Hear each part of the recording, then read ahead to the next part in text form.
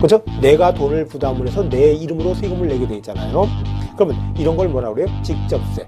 세금을 부담하는 자는 전기세, 수도세. 이건 틀린 얘기예요. 암만 지방세, 국세 봐도 전기세, 수도세라는 건 없어요. 없어. 전기세. 당신 어디서 딱 보내놓고 나서 근데 내가 언제 줬어? 네가 안 줬으니까 안 내. 이럴 수도 있다라는 거죠. 안녕하세요. 이제 오늘 진행할 것은 이제 보유와 관련된 그 재산세네요. 지금 남아 있는 게 재산세, 종합부동산세 그리고 조세, 총론이 남아 있잖아요. 이 재산세가 지금 남아 있는 것 중에서 가장 중요한 거예요. 한 4문제 정도가 계속 출제가 되고 있고 또 종부세와 비교를 꼭 하셔야 될 그런 세목에 해당이 되죠. 그럼 재산세를 먼저 보겠습니다. 이제 그 재산세 과세 기준일이 6월 1일이잖아요. 여러분이 갖고 계시는 부동산이 있죠. 부동산 또 선박이라든지 항공기가 있다면.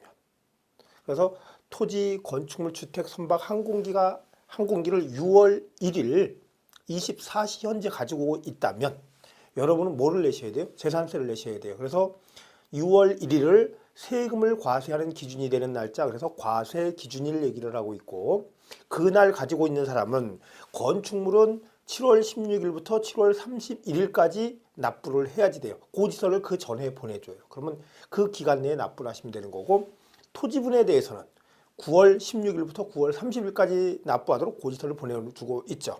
그래서 이제 우리가 재산세에 대해서 재산세는 받아서 뭐를 하는가? 거기에 재산세의 밑에 성격 볼게요. 172쪽이네요. 시장군수 또는 구청장이 과세하는 시군구세래요. 시군구에서 받는 세금이다. 우리 기초자치단체에서 받는 세금이 재산세죠. 어떻게 보면은 이 재산세 같은 경우를 시군구에서 받게 함으로 해서 풀뿌리 민주주의인 지방자치단체가 실현이 된 거예요. 왜? 돈이 있어야지만, 그렇죠? 딱 제대로 살림살이를 할 수 있지. 돈 타다 쓰면은 안 되잖아요. 그게 마음대로 살 수가 없죠. 자기 마음대로 쓸 수가 없는 거니까. 그래서 그래서 어떻게 보면 기초자치단체는 매년 꾸준한 돈이 들어가고 있다는 거죠. 여러분들 한번 생각을 해보세요. 취득세 같은 경우는요. 취득세는 특별시, 광역시, 도에서 받는 세금이잖아요. 그런데 그것은 어때요? 거래가 많으면 취득세가 많이 거치지만 만약에 거래가 없다 그러면 안 거쳐요. 그렇죠? 그러면 거기 그 특별시, 광역시 돈은 그래도 확실한 돈은 아니라는 거죠. 어떨 때는 부동산 경기가 활성화되면 돈이 좀 많이 들어가고, 근데 재산세 같은 경우는 경기가 나쁘나 좋으나 변동이 없어 똑같아요. 뭐 체납준에 조금 넘어져서 조금 줄어들 수는 있겠지만은요. 그래서 이게 시군구세라는 거고, 그런데 토지, 건축물, 주택, 즉 부동산에 대해서는 특별시 구인 경우에는 특별시와 공동과세. 이제 이런 공동과세는 서울특별시에 구 23개 중에서 아주 잘 사는 구가 있고 못 사는 구가 있죠. 뭐 잘 산다 못 산다가 이제 구별이 부동산 가격이 높다 낮다 그거 갖고 제가 얘기를 하는 거예요. 부동산 가격이 높은 데는 재산세를 받아도 아무래도 많이 받겠죠. 강남구청 같은 경우, 서초구청 같은 거 어때요? 받으면은 하고. 근데 이 변두리에 있는 뭐 금천구나 또 저기 중량구나 이런 데는 어떻겠어요? 아마 상대적으로 굉장히 적을 거란 말이에요. 거의 한 20배 정도 차이 난다고 그래요. 그러면 그럴 경우에 그것을 좀 차이가 너무 많이 나면 안 되기 때문에 특별시에서 반을 가져가요. 전부 다 전체 서울특별시가 전부 다 반을 가져가서 다시 나눠주고 있어요. 그러다 보니까 공동과세를 한다라고 얘기를 해요. 일단은 받을 때 특별시만 그래요. 광역시는 그렇지가 않고 그렇다는 거죠. 그 다음에 두 번째, 보통세. 시군구의 일반 경비를 충당하니까 뭐래요? 보통세가 되고, 또 가지고 있으면 내니까 세 번째 뭐라고 그래요? 보유세죠. 또 가지고 있으면 뭐가 생긴다? 일정한 수익이 생기니까 수익세 얘기를 하고 있다. 그리고 다섯 번째요. 재산의 소유자 인적사항을 고려함이 없이 과세 대상 자산의 소유를 과세 대상으로 하는 물세이며 재산의 소유자 인적사항을 고려함 없이 뭐예요? 인적사항을 고려하지 않는 것을 뭐라 그러죠? 물세 얘기를 하죠. 그런데 합산 과세 대상 토지는 당해 시군구 단위로 소유자별로 합산하여 과세하는 인세이다. 이제 하나 구별을 하실 게 재산세에서 하나 구별을 하실 건데요. 재산세 과세 대상이 그렇죠. 토지, 건축물, 주택, 선박, 항공기잖아요. 선박, 항공기. 그렇죠. 그런데 여기 토지는요. 여기 토지 같은 경우는 이렇게 나누고 있어요. 분리과세, 또 별도 합산과세, 종합합산과세 이렇게 나누고 있는데 또 조금 이따 다시 한번 필기를 할 거예요. 과세 대상에서 하는데 여기 같은 경우는 시군구 단위로 합산해서 과세를 해요. 시군구 단위로 합산해서 과세하기 때문에 뭐라고 그런가 하면 인세예요. 근데 이거라든지 이것도 물세고 이거 전부 다 뭐가 되는 거군요? 물세가 된다는 거죠. 물세가 돼요. 그러면 요것 합해서 과세하는 것, 여러분들이 어디 가든지 합산한다는 얘기가 나오면 합산하는 것은요, 뭉치면 산다가 아니라 세금은 뭉치면 죽는다예요. 여러분들이 그 1 더하기 1이 2가 되면 이거는요, 그냥 물세 개념이에요. 근데 1 더하기 1을 하니까 2.5 정도가 되면 이게 인세라는 거죠. 그럼 하나를 갖고 있는, 이렇게 예를 들면 그래요. 10개를 갖고 있는 사람이 세금을 하나를 내요. 10개를 갖고 있는 사람이 세금을 하나를 내요. 근데 20개를 갖고 있는 사람은 얼마를 내야 돼요? 2개를 내면 이것은 물세야. 그런데 20개를 갖고 있는 사람이 2를 내는 게 아니라 2.5를 낸다라는 거예요. 이게 뭐예요? 인세. 왜? 10개를 갖고 있는 사람은 조금 갖고 있으면 하나만 받지만 20개 많이 갖고 있는 사람은 2배만 받는 게 2배보다 더 받으니까 뭐라고 그래? 인세. 그래서 그게 그러면 10개 따로 과세하면 하나하나씩 내겠지만 합해서 과세를 하면 어때? 2.5가 늘어났잖아요. 합산하는 것은 뭐다라는 거예요? 인세. 그래서 합산하면 세금이 많으니까 죽는다는 표현을 한 거예요. 이렇게 되고 그러면 인세, 물세.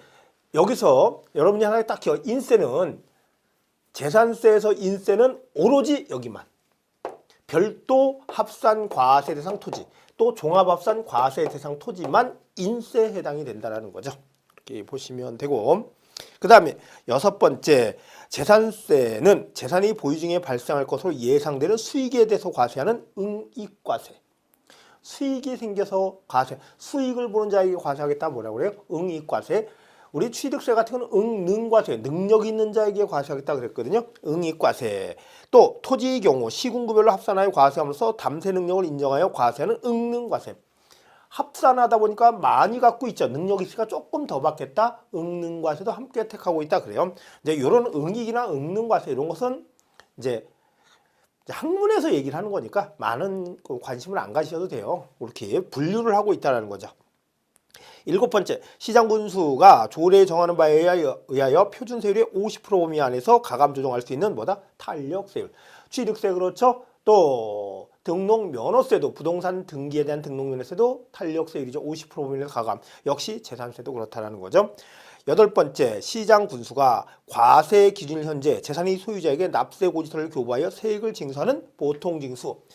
가만히 기다리고 있으면 고지서를 내야 되죠. 지금 5월달인데 5월달은 뭐래요? 종합소득세 신고 납부의 달이라고 그랬죠. 내가 작년 1월 1일부터 12월 30일까지 벌은 게 있다면 어때요? 올해 5월 1일부터 5월 31일까지 종합소득세를 신고하고 납부를 해야 되잖아요. 그것은 내가 알아서 하면 돼. 고지서 안 와요. 고지서가 안 와요. 안 오는데 재산세는 어떻다? 고지서 당신 재산 이거 있지? 맞지? 너 이 세금 내? 이렇게 고지서가 온다. 무슨 방법이? 보통 징수 방법이죠. 하고 있다. 그리고 과세 기준일은 정해져 있죠. 6월 1일 24시 현재 소유자다. 보시고 그러면 이렇게 개괄적인 걸 보셨고 그 다음에 과세 대상. 우리가 재산이라고 얘기를 하면 집에 재산이 많으시죠. 재산이 많은데 어떤 재산을 재산이라고 하는가요? 근데 우리 지방세법에서 재산세에서 말하는 재산은 뭐라고 하는가 하면요. 토지 또 건축물. 토지 이렇게 순서를 좀 바꿀게요. 토지, 또 주택, 또 건축물, 선박, 항공기 이렇게 돼요. 그럼 이것을 6월 1일 현재 보유하고 있다면 뭐를 내라? 재산세를 내라는 거죠. 6월 1일 현재 보유하고 있다면 재산세를 내라는 거예요. 요거를. 그런데 우리 주택 그러면은요. 주택, 토지, 건축물, 취득세 과세 대상은 어때요? 취득세 과세는 부차기. 그랬잖아요. 부차기, 입항선, 광어, 골콘, 종승료 그랬잖아요. 부동산 그러면 토지, 건축물 딱 나눠 끝이에요. 그렇죠?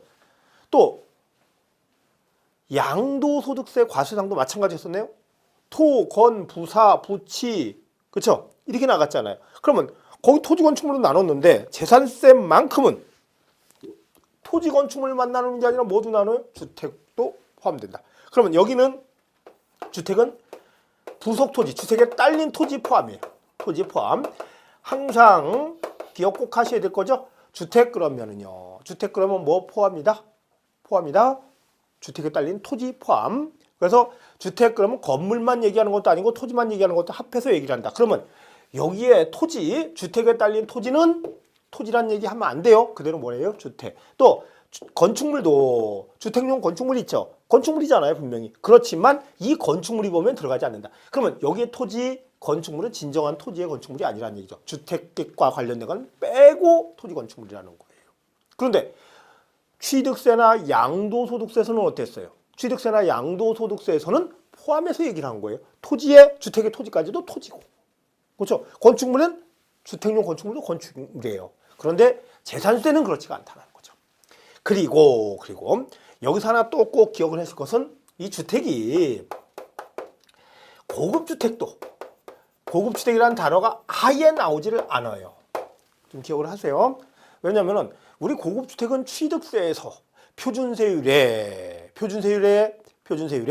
중과 기준세율의 100분의 400을 합한 세율을 적용한다 이렇게 얘기를 했어요.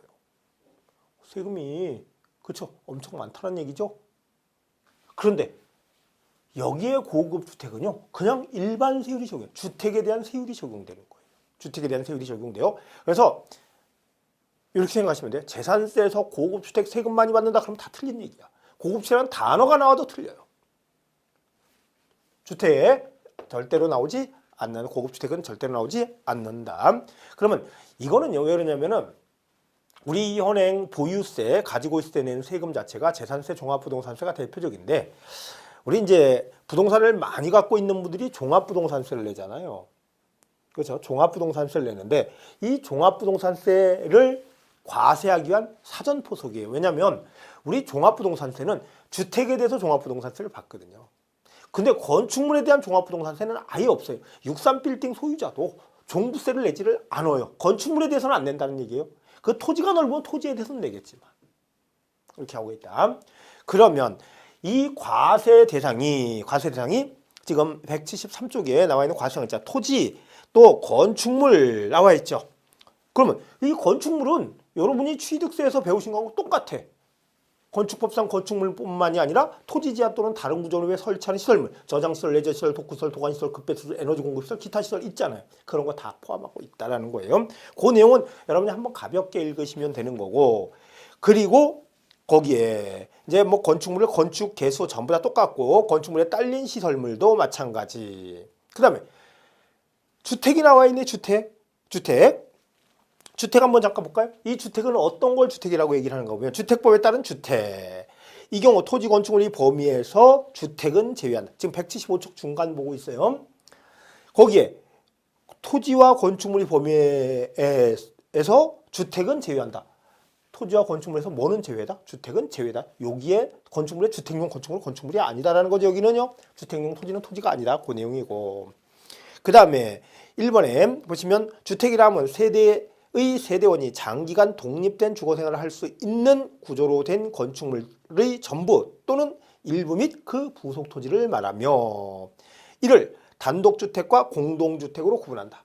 단독주택과 공동주택으로 구분한다.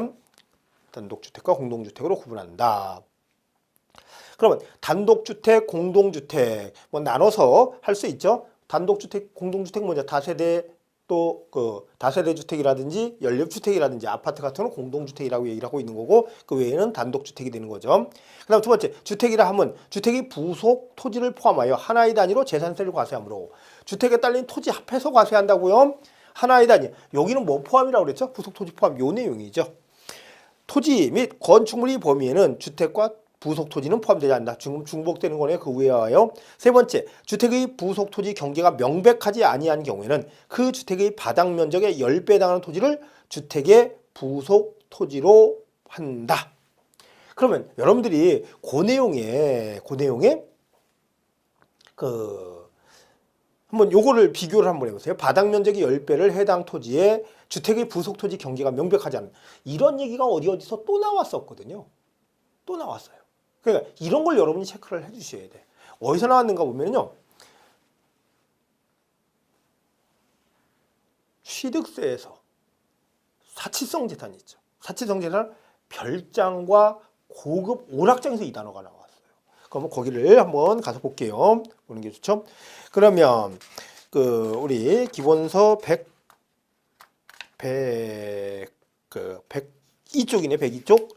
102쪽을 보시면 102쪽에 중간 약간 상단을 보시면 별장의 부속 토지 있죠. 별장에 부속된 토지의 경계가 명확하지 아니한 때에는 그 건축물 바닥 면적이 10배에 해당하는 토지를 그 부속 토지로 나와 있죠. 또 고급 오락장 오른쪽 페이지에 지금 103쪽에 하단에서 넷째 줄, 다섯째 줄이네. 고급 오락장의 부속 토지 있죠. 고급 오락장에 부속된 토지의 경계가 명확하지 아니할 때는 그 건축물 바닥 면적의 10배에 해당하는 토지를 그 부속 토지로 한다. 다시 175쪽에 와서 보시면 주택의 부속 토지 경계가 명백하지 아니한 경우에는 그 주택의 바닥 면적의 10배에 해당하는 토지를 주택의 부속 토지로 한다. 그럼 취득세에서는 별장과 고급 오락장에서 그런 규정이 있고 경계가 어딘지를 모르는데 그러면 그 건축물 바닥 면적의 10배까지 거기에 딸린 토지로 보겠다. 그런데 재산세에서는 어디에서만 나오는 거면 주택만 나온다는 거예요. 전부를 주택으로 만들지 않다는 거예요. 마당이 무진장이 넓어요. 다 주택으로 보는 게 아니라 몇 배까지만 경계가 불분명할 때 10배까지만 보겠다. 그런데 양도소득세에서는 경계 불분명이라는 단어가 아예 안 나와요. 안 나오고 건축물 주택에 딸린 토지는 도시지역 안에서는 건축물 주택 정착 면적의 5배까지를 주택에 딸린 토지로 본다는 거기서는 5배라고.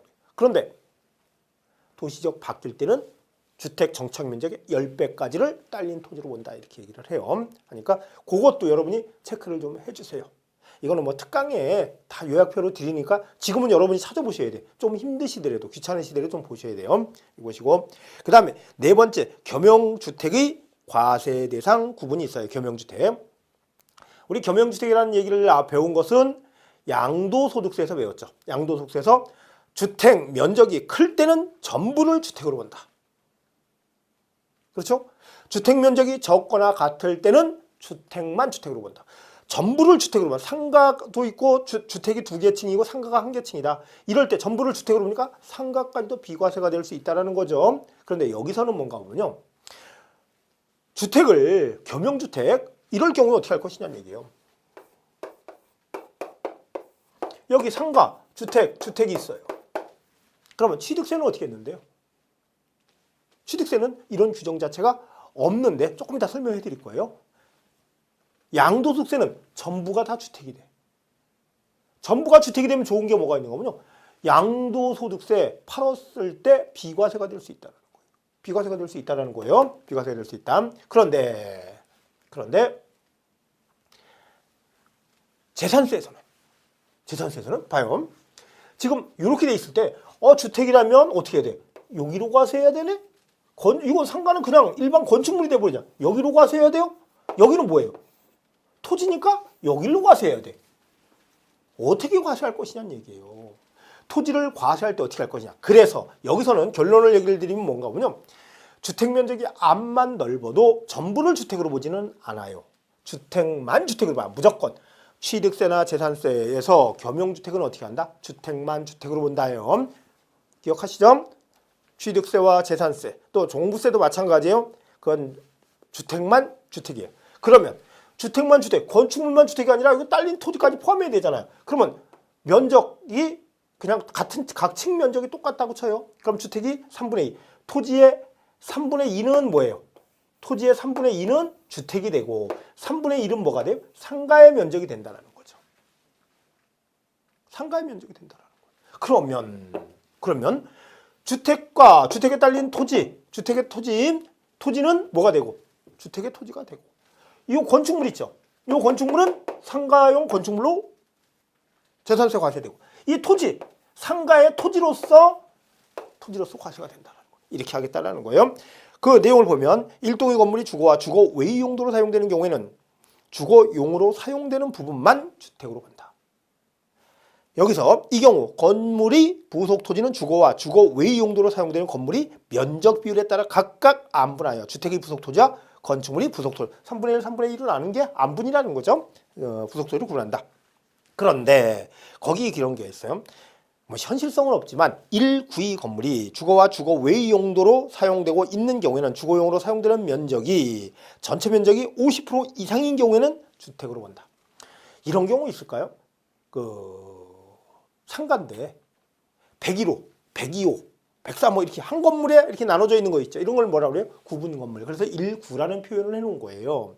근데 그 상가 보니까 그 안에는 주택이고 밖에는 상가야. 101호가. 그러면 상가도 쓰고 주택도 쓰고 있죠. 이럴 때 겸용주택이라는 거예요, 이것도. 그런 거 보셨나요, 혹시? 우리 이제 그런 경우 있어요. 이렇게 좀 약간 외곽 지역으로 나가면 우리 음료수 하나 사 먹으러 가면은 방에서 자다 말고 나와서 가게에서 계산해 주는 분들 있죠. 그런 걸 만약 그게 구분 건물이라면 겸용주택이야, 쉽게. 근데 그런 건 지금은 없잖아요. 빌딩에 주택을 거기 살 수 있게는 안 하잖아요. 이럴 경우에 50% 이상이 주거용이라면 전부를 주택으로 봐주겠다 이렇게 얘기를 하고 있고요. 이렇게 보시고 그 다음에 참고가 있는데 참고 다가구 주택 우리 양도소득세에서 보셨죠? 다가구 주택은 다가구 주택 6가구가 살 수 있다. 이것도 한번 보실게요. 다가구 주택 이렇게 6가구가 살 수 있는데요. 가구별로 분양하지 않고 등기도 따로따로 돼 있지 않고 그냥 단독주택으로 돼 있는 거예요. 이럴 경우에 취득세와 재산세는 6주택으로 보겠다라는 거예요. 6개라는 거예요.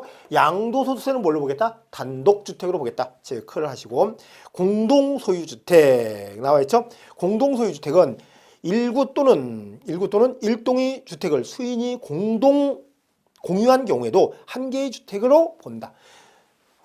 아이고 이게 양도소득세 쪽하고 많이 구별을 하셔야 돼요. 이거는 이제 이 구별은 여러분이 열심히 하시면서 나름대로 공부를 하세요. 그리고 특강할 때 딱 비교 제공을 해드릴 거예요.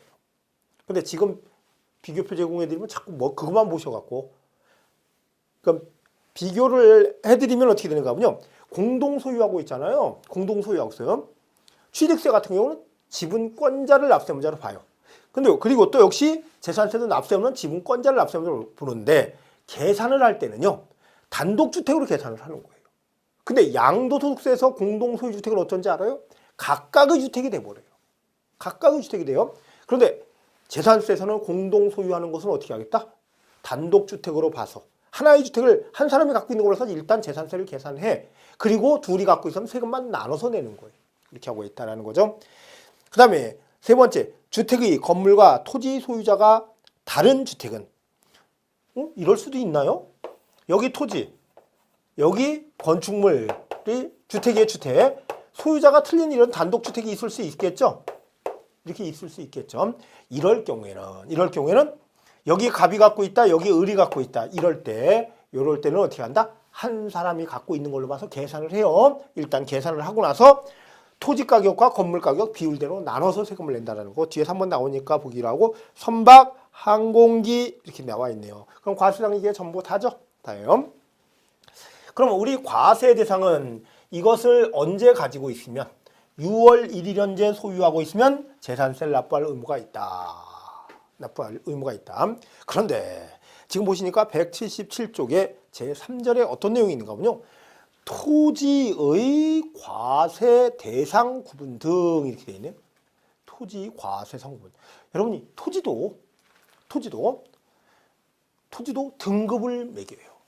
여러분들이 한우도 등급 매기죠. 1등급, 2등급에 특A 이런 거 등급 매기잖아요. 뭐 보고 매기나요? 좋으면 뭐고. 그렇죠? 마찬가지예요. 토지도 등급을 매겨요. 여러분이 등급 매길 때 어떻게 매기는지를 한번 보세요. 등급 매길 때 토지 등급을 매기는데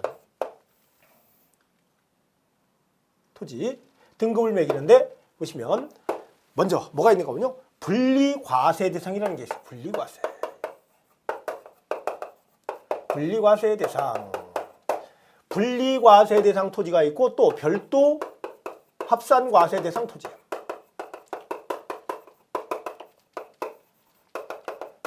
또 종합합산과세 대상 토지.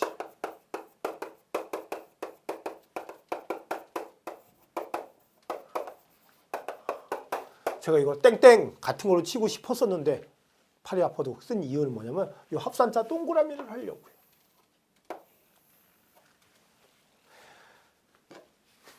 여러분들이 이거는 있잖아요. 이런 것들은 내가 여러 개를 갖고 있어도 그것마다 세금 계산하면 끝이야. 주택을 10개를 갖고 있죠. 10개를 갖고 있어도 하나 그것마다 세금, 그것마다 세금, 마다 똑같. 그러니까 10개를 갖고 있는 사람이나 여러분이 그래요. 아, 우리 앞집 가진 사람은 재벌인가 봐. 네? 벤틀리도 타고 다니고. 근데 나하고 아파트가 똑같은 평수야. 근데 이 사람 얘기를 들어보니까 앞에 동 아파트 한 동이 다 이 사람 거래. 그냥 여기서 사는 거래. 근데 그 집 재산세나 우리 집 재산세는 어떤가 보네. 같아요. 그 집에 대해서는 같다라는 거예요. 그러니까 조금 전에 말씀드렸던 뭐예요? 물세. 그러면 그거는요. 합산한다라는 얘기 안 한다라는 얘기. 합산을 안 해요. 합산을 안 해요. 안 한다라는 거죠. 그래서 요거는 과세를 할 때 뭐라고 얘기를 하는 거냐면 주택별로 과세한다 그래요. 주택이 여러 개 있어도 합한다 안 합한다? 안 합한다. 안 합한다. 안 합한다라는 거예요. 그런데 이거는요. 별도 합산, 종합합산 이런 토지가 있다면 여기에 가장 대표적인 토지가 사업용 토지거든요. 여기에 가장 대표적인 토지가 나대지예요. 이런 건 어떤가 보냐? 만약에 강남구 안에 뭐 여기 서초구가 있다. 그럼 강남구 안에 이거 빌딩을 갖고 있어요. 여기도 빌딩을 갖고 있어요. 여기도 빌딩을 갖고 있어. 그러면 한 사람이 이걸 다 갖고 있는 거예요. 빌딩도 갖고 있는 사람이요. 갖고 있는 사람이 갖고 있고 안 갖고 있는 사람 하나도 안 갖고 있고 갖고 있는 사람은 몇 개, 한 대여섯 개도 갖고 있고 그러는 경우 많잖아요. 이럴 때 있잖아요. 이건 사업용 토지란 얘기예요. 이거는요. 이게 세금을 내고 있으니까 사업용 토지예요. 이런 토지를 그러면 건축물은 건축물대로 재산세를 과세하고 이 토지는 무슨 과세라고요? 별도 합산하래요. 갑이 나는 사람이 강남구에 별도 합산 과세형 토지가 2개가 있네. 합해 가격을 이게 만약에 50억이다. 이거 30억이다. 합해 80억이네. 근데 이쪽에 서초구에도 이 갑이라는 사람이 갖고 있는데 20억이래. 이럴 때는 여기까지만 합하고 이거는 서초구 건 합하지 않아요. 왜냐하면 재산세 자체가 시공부세이기 때문에 이 합산하라는 얘기는 어떻게 합산하는 거군요. 시공부 단위 합산이에요. 같은 구 다른 구하고 있을 때 그러면 이 사람이 요거 하나는 송파구에 있다. 그러면 안 합하고 50억에 대해서 과세, 30억에 대해서 과세 따로따로 과세하는 거죠. 같은 데 갖고 있다면 어떻게 해서 합해서 과세하는 거고 이게 합산 과세라는 거예요. 종합합산은 나대지야. 이 사람이 그냥 맨 땅을 여기 이렇게 갖고 있어요. 이럴 때도 마찬가지 2개를 합해서 과세를 하라 이 뜻이에요. 이렇게 하고 있다. 보시고 그러면 여기에서 이제 토지의 등급을 지금 매기고 있는 중이죠. 여기 등급을 매길 때 토지의 분리과세는 1000분의 0.7 분리과세하는 게 있고 또 1000분의 2로 분리과세하는 게 있고 1000분의 40으로 분리과세하는 경우가 있어요. 이 별도 합산 과세 대상 토지는요. 세율이 어떻게 되는 거냐? 1000분의 1에서 1000분의 4예요. 이거는 종합 합산 과세 대상 토지는요. 1000분의 2에서 1000분의 5가 돼요. 1000분의 5가 되고 있다. 1000분의 5가 되고 있어요. 5가 되고 있다. 제가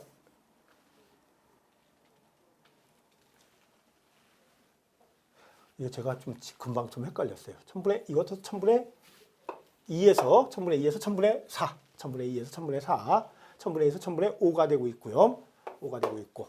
그러면 여기는 세율 자체가 이게 무슨 세율이라고 했죠? 누진 세율이라고 그랬죠. 별도 합산 과세상 토지나 종합 합산 과세상 토지는 뭐다? 누진 세율이다라는 거예요. 누진 세율이다. 그러면 분리과세 1000분의 0.7로 분리과세하는 게 있고 1000분의 2, 또 1000분의 40이라는 게 있어요. 요거와 요거는 몇 배예요? 20배 차이네, 20배. 그렇죠? 만약에 한 토지가 1억짜리 이런 토지가 있다. 토지가 있어요. 이게 1억이다.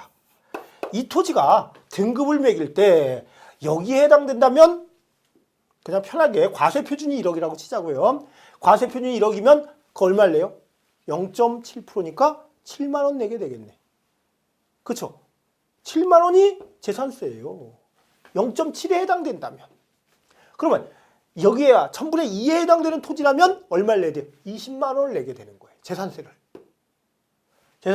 그런데 1000분의 40에 해당되는 토지다. 그러면 얼마를 내나요?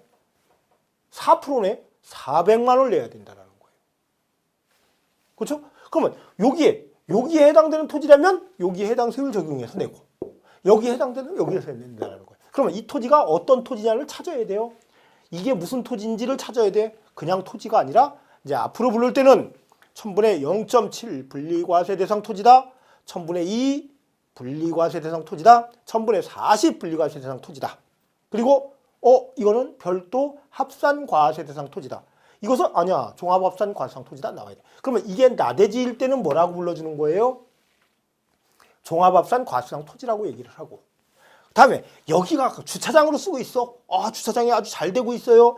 이럴 때 이 토지는 뭐라고 그러는 거냐? 별도 합산과세 대상 토지다 그래요. 이게 농지다. 그럴 때는요. 이것은 1000분의 0.7 분리과세 대상 토지다 그래요. 이게 공장용지다. 공장용 건축물이 있어요. 이럴 때는 1000분의 2 분리과세 대상 토지다. 이렇게 얘기를 하고. 또 여기가 고급 오락장용 토지다. 이러면 1000분의 40 분리과세 대상 토지다. 이렇게 얘기를 하는 거예요. 이렇게 하고 있다는 거죠. 토지 등급 매기는데 어떻게 다 기억해요?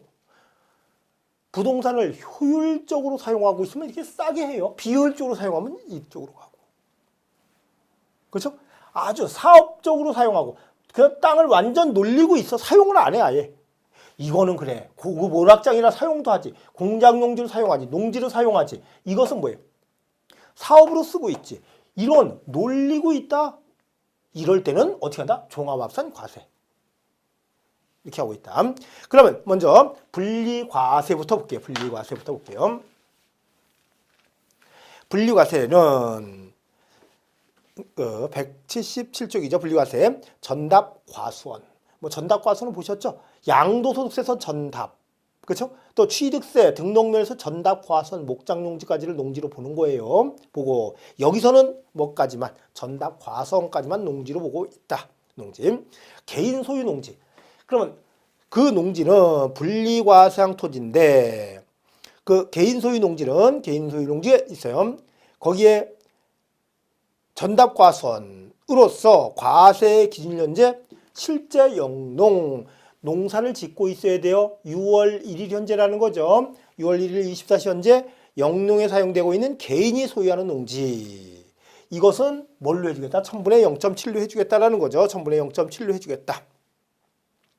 그 다음에 거기에 그 다만 특별시, 광역시의 시 지역의 도시지역 안의 농지는 개발제한구역과 녹지지역에 있는 것으로 한정한다. 그러면 이 농지가 그 밑에 표를 보면 개인 소유 농지에 밑에 보면 도시지역 안의 주거지역이나 상업지역이나 공업지역 안에 농지가 있다면 그건 농지예요, 아니에요?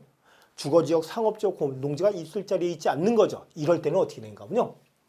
1000분의 0.7이 아니라 뭐가 되는가 하면 종합합산과세 대상 토지가 된다라는 거예요. 종합합산과세 대상 토지가 된다.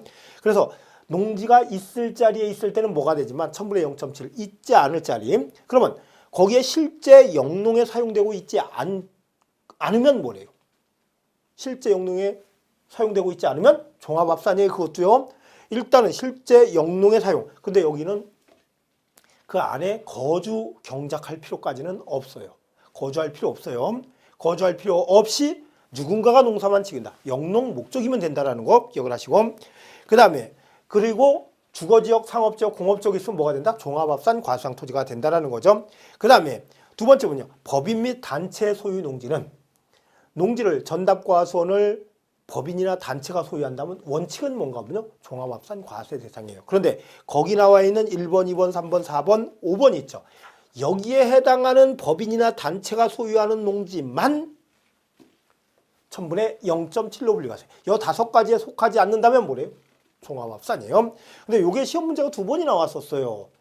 할 수 없이 기억을 좀 해주셔야 될 것 같아. 1번 보면요. 농지법에 따른 농업법인이 소유하고 있는 농지로서 농업법인이 소유하고 있는 농지래네요. 농지로서 과수용 현재 실제 영농에 사용되고 있는 농지. 다만 그 뒤에는 조금 전에 봤던 내용하고 똑같아. 주거지역, 상업지역, 공업지역 안에 있으면 안 된다. 그 내용이고, 암만 농업법인이 소유한다 하더라도 뭐 영농조합법인도 당연히 들어가겠죠. 들어가고. 그 다음에 두 번째, 한국농어촌공사 및 농지관리기금법에 의해 설립된 한국농어촌공사가 같은 법에 따라 농가에 공급하기 위하여 소유하는 농지. 그것도 뭐래요? 1000분의 0.7이에요. 세 번째, 관계법령에 따른 사회복지사업자가 복지시설이 소비 목적으로 사용할 수 있도록 하기 위하여 소유하는 농지. 이런 거 우리 어떤 뭐 양로원 같은 데서 그 양로원 원생들 먹고 살리도록 텃밭에서 재배할 수 있겠죠. 이런 전답 이런 거 갖고 재배해서 소비용이 공하고 있잖아요. 이럴 때 뭐다? 1000분의 0.7로 해주겠다라는 거죠. 하고 있고, 그 뒤에 뭐 90년 5월 31일 이전부터 이런 거는, 그전에는요 종합토지세라는 게 있었거든. 그때 그거 이게 재산세로 바뀌기 전부터 이 내용인데, 그게 90년 5월 31일이에요 그때 과세기준일이. 근데 이런 거는 뭐 신경 쓰면은 너무 머리가 아프니까 그런 것까지 출제를 안 하니까요. 그 다음 네 번째, 법인이 매리 간척에 취득한 농지로서 과세익 논제 실제 영농에 사용되고 있는 해당 법인이 소유하는 농지. 또 다만 또 나와 있네요. 똑같이. 이거는요, 우리 그 서산의 AB지구 방조제 있죠. 전부 다 매리 간척한 거잖아요. 그렇죠? 현대에서 갖고 있었던 거. 그러면 그런 것들도 전부 다 뭐가 된다? 1000분의 0.7이 된다라는 거죠. 그 다음에 종중이 소유하고 있는 농지. 임야도 마찬가지고요. 종중이 소유하고 있는 농지나 임야 같은 경우는 전부 다 1000분의 0.7로 해주고 있다. 그래도 지금 산 거는 안 되고 과거에 산 것만 되는 거예요. 그래서 90년 5월 30일 전부터 소유하는 것만 되고 있다. 이런 농지일 경우에 1000분의 0.7로 주거지역, 상업지역, 공업지역에 있다면 종합합산 과세 대상이 된다라는 거죠. 또 여기에 지금 나온 5가지 법인 외의 법인이나 단체가 소유한다면 역시 뭐가 된다? 종합합산 과세 대상이 된다라는 거죠. 이렇게 보시고, 그 다음에 이제 목장용지가 나왔어요. 목장용지는 그 개인이나 법인이 축산용으로 사용하는 도시지역 안의 개발제한구역, 녹지지역과 도시지역 밖의 목장용지로서, 아이고 어디서 많이 보는 거네요. 과세문제, 과세규진일이 속하는 해의 직전 연도를 기준으로 축산용 토지 및 건축물의 기준을 적용하여 계산한 토지 면적 범위에서 소유하는 토지를 말한다.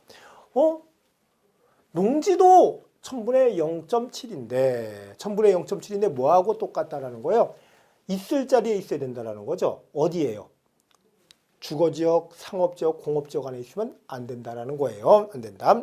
그런데 여기에는 좀 이상한 얘기가 나왔어요. 그 토지 및 건축물의 기준을 적용하여, 그것도 직전 연도. 왜냐면요, 여러분이 목장용지라면 그냥 젖소 키운다고 한번 생각해볼까요? 젖소가 한 마리만 있으면 되겠어요, 안 되겠어요? 그렇죠? 여러 마리. 또 젖소가 있으면 그 목장용지가 있으면서 또 축사도 있어야 될 거 아니에요. 축사도 어느 정도 면적이 있어야 돼. 그런 걸 감안하래요. 그 밑에 한우만 한번 볼까요? 한우가 축사는 한 마리당 7.5평방미터면 된대. 근데 부대시설 뭐 거기에 뭐 사료 쏘아들려면 그런 거 있잖아요. 5평방미터. 5평은 2평도 안 되는 건데, 그죠? 축사는 2.5평, 7.5니까 한 2평 반? 그렇죠? 그 정도 되는 것만 있으면 된대. 그런데 거기 초지, 사료포는 어때? 0.5 헥타르예요. 그러면 또 사료포 있죠? 이런 거 같은 경우는 0.75 헥타르가 있어야 된다네요. 그렇죠? 이렇게 필요하다. 그런데 젖소가 한 20마리만 있다. 그러면 거기에 해당하는 걸까지만. 땅 면적이 굉장히 넓다. 그러면 전부 다 목장용지로 봐주지 않죠. 그러면 요 가축 머릿수를 기준으로 해갖고 요거를 산정해서 계산한 면적까지만 1000분의 0.7로 해줘요. 목장용지로 보니까 그 기준 면적을 넘어가는 부분이 있잖아요. 그거는 세금 절세하기 위해서 해놓은 거라고 보여지는 거예요. 그래서 그 초과되는 부분에 대해서는 어떻게 되는가 하면요, 초과되는 부분은 종합 합산 과세 대상이 된다는 거죠. 합산은 초과. 이제 앞으로 나올 때 뭐뭐뭐 기준 면적 초과. 초과분에 대해서는 당연히 종합합산 과세 대상이 된다는 거예요. 종합합산 과세 대상이 된다. 가장 대표적인 거 이렇게. 그럼 목장용지는 개인이나 법인, 이거는 단체 뭐 이런 거 안 따지네 보니까 개인이나 법인이 뭘로 사용해야 되는데 축산용으로 사용. 그 다음에 임야를 보시면 임야는 공익목적 임야가 있네요. 임야도 원칙적으로는 뭔가 보면 종합합산 과세대상 토지예요. 하지만 특수 목적, 공익목적으로 사용되는 임야. 여러분들이 가장 대표적인 개발제한구역에 내 임야가 있어요. 그러면 재산세 낼 수 없잖아요. 많이 내면 안 되겠죠? 0.7로 해주겠다는 거예요. 공익 때문에 희생당하고 있어. 또 상수원 보호구역 안에 임야다. 또 접도구역 안에 임야다. 그렇죠? 상수원 보호구역 안에 임야다. 내 맘대로 못 쓰잖아요. 그러니까 뭘로 하겠다? 0.7로 하겠다라는 거예요. 그래서 1번 내용이 그 산림자원의 조성 및 관리에 관한 법률에 따른 특수 산림사업지구로 지정된 임야. 요런 임야. 그래서 이건 특수 목적, 특정 목적이라는 거. 두 번째 보면 볼게요. 문화재보호법에 따른 문화재보호구역 안에 임야. 세 번째 공원 자연 환경지구 안에 임야. 또 종중이 소유하고 있는 임야 역시 90년 5월 31일 전부터. 그 다음에 다섯 번째 보면 굉장히 많아요. 개발 제한구역 안에 임야, 구역의 임야, 또 군사시설 보호구 중 제한보호구역 안에 임야, 또 접도구역 안에 임야, 철도보호지구 안에 임야, 도시공원의 임야, 도시자연공원구역의 임야, 또 하천법에 따라 홍수관리구역으로 고시된 지역의 임야. 그 다음에 그 밑에 여섯 번째 나와 있는 게 상수원 보호구역 안에 임야. 여기에 있는 임야는 내 마음대로 쓸 수 있어요, 없어요? 없으니까 뭘로 하겠다? 1000분의 0.7로 하겠다라는 얘기죠. 이렇게 해서 지금 농지, 목장용지, 임야는 뭐가 될 수 있다? 1000분의 0.7이 될 수 있다는 거죠. 그 다음에 공장용지 있어요. 공장용지는 뭔가 1000분의 2예요. 1000분의 2. 1000분의 2인데 공장용 그 하단 볼게요. 공장용 건축물이 부속토지, 가로 안에 건축 중인 경우를 포함하되 6월 1일 현재 건축 중인 것. 그런데 그 가로 안에 또 다른 과세기준제 건축 기간이 지났거나 정당한 사유 없이 6개월 이상 공사가 중단된 경우는 제외. 여러분들이 그래요. 6월 1일 현재 공사를 하고 있다. 착공만 했으면 돼요. 착공만 했으면 공장이 있는 걸로 보기 때문에 그 토지는 뭐가 되는가군요. 1000분의 1로 과세해주고 있어요. 그러면 착공을 하더라도 6월 1일 전에 해야지 돼. 착공을 하더라도 해야 된다. 그런데 공사를 안 하고 착공을 했어. 6월 1일 전에 했는데 계속 공사를 중단하고 있어요. 정당한 사유가 있다면 몰랐는데 정당한 사유 없이 이럴 때는 그대로 뭐가 되는 거냐? 나대지가 되니까 종합합산 세금이 많아지겠죠. 그 다음에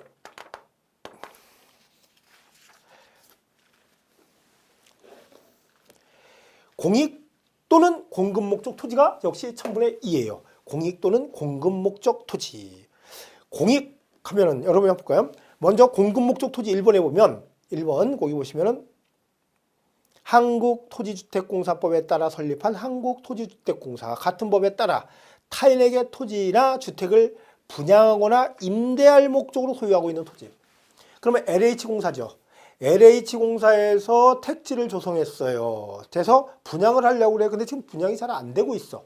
이 택지를 나대지잖아요. 그럼 종합합산을 해야 된다는 얘기예요. 근데 이것은 뭐예요? 무슨 목적이기 때문에? 공급적 토지이기 때문에 1000분의 1로 한다. 1000분의 1로 한다. 그런 내용이고. 그 다음에 공익목적 토지가 있어요. 공익목적 토지. 공익목적 토지. 거기에 오른쪽에 보시면은 그 중간에 13번 비영리 사업자가 1995년 12월 30일 이전부터 소유하고 있는 거. 이거는 뭐래요? 공익목적이죠. 그럼 나머지 쭉 한번 읽어보세요. 공익목적이. 그리고 하나 좀 더 보실 거는 그 뒤쪽인가요? 뒤쪽.